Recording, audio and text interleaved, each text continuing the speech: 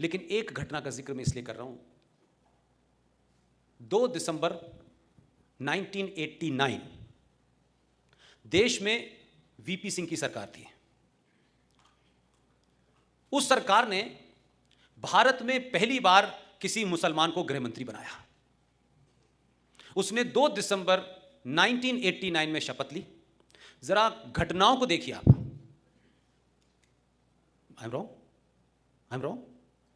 पक्का? 2 दिसंबर को शपथ ली, 8 दिसंबर को बेटी गायब हो गई। महबूबा मुफ्ती की बहन रुबैया सईद का किडनैप हो गया। और किसने किया? JKLF ने, जिसका चीफ अब दिल्ली के एक हॉस्पिटल में है। 2 दिसंबर में शपथ और 8 दिसंबर को किडनैप, और 10 दिन बाद छूट गई। 4 बड़े आतंकवादियों को अंतर्राष्ट्रीय उनको छोड़ दिया। और यह सिलसिला क्या चला कि उसी दौरान में गुलाम नबी आजाद के घर से बच्चा गायब हो गया, वो भी मिल गया, 27 लोगों को छोड़ दिया। फिर एक और कांग्रेसी थे सेकुलर, जिन्होंने अटल जी की सरकार में वोट नहीं दिया था, एक वोट से सरकार गिर गई थी आपकी, उनके घर भी कोई गायब हो गया, उसको भी छोड़ दिया, 7 आतंकवादी छूट गए। और आप सोचिए कि 2 दिसंबर को वो आदमी शपथ लेता है, 2 दिसंबर 1989, और 19 जनवरी 1990 में पूरी दुनिया का सबसे बड़ा हादसा पूरे भारत में होता है। लेकिन किसी को अंदाजा नहीं था कि यह आदमी उस हादसे का मास्टरमाइंड था। 19 जनवरी 1990 को कश्मीर से 5 लाख कश्मीरी हिंदू पंडितों को रेप और मर्डर करके भागने पर मजबूर कर दिया गया, इसी गृह मंत्री से। कोई अखबार उठा के देख लीजिए, वर्नाकुलर मीडिया का भी देख लीजिए, और टेलीविजन को भी देख लीजिए, और अंग्रेजी अखबारों को भी देख लीजिए, किसी ने इसके बारे में लिखा हो। 5 लाख कश्मीरी हिंदू पंडित अपने ही देश में माइग्रेंट बन गए हैं, इसकी चिंता नहीं है। लेकिन क्या हमारे देश की ट्रेजेडी है? रोहिंग्या मुसलमानों के लिए उस वक्त मैं जयपुर में था, एक जुलूस निकला, लाठी चार्ज हुआ।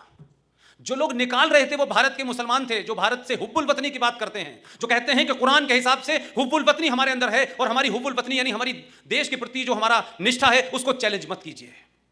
जुलूस निकालने वाले मुसलमान थे। जयपुर के शहर का बीच का सबसे बड़ा चौराहा पे जो थाना था उसको आग लगा दी गई।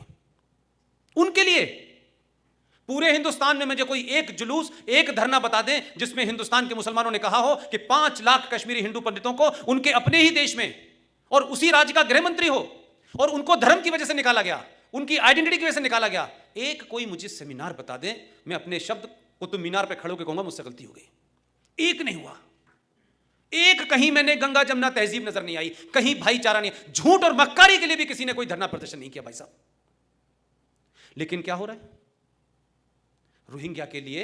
जिस जम्मू कश्मीर में आर्टिकल 35 होने के कारण जम्मू कश्मीर में भारत का नागरिक ना वहां रह सकता है, ना जमीन खरीद सकता है, ना कारोबार कर सकता है, ना उस राज्य की कोई आपको फैसिलिटीज मिल सकती है, ना वहां विधानसभा का चुनाव लड़ सकता है, ना वोट डाल सकता है। उस जम्मू कश्मीर में 2008 से लेकर 2019 तक 98,000 मुसलमान बर्मा से जो आए थे, उनके पास आधार कार्ड भी है, उनके पास राशन कार्ड भी है।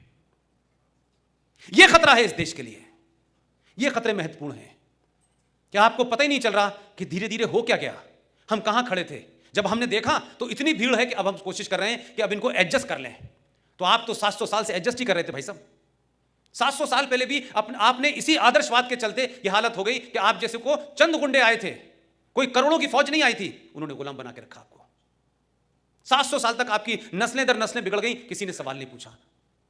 अभी तो 70 साल की कहानी है, हमने 70 साल में भी कुछ नहीं सीखा।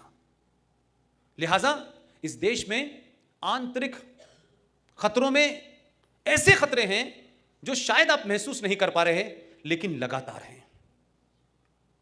इस देश में इंटेलेक्चुअल आतंकवाद जो है चरम सीमा पर है, एकेडमिक आतंकवाद चरम सीमा पर है।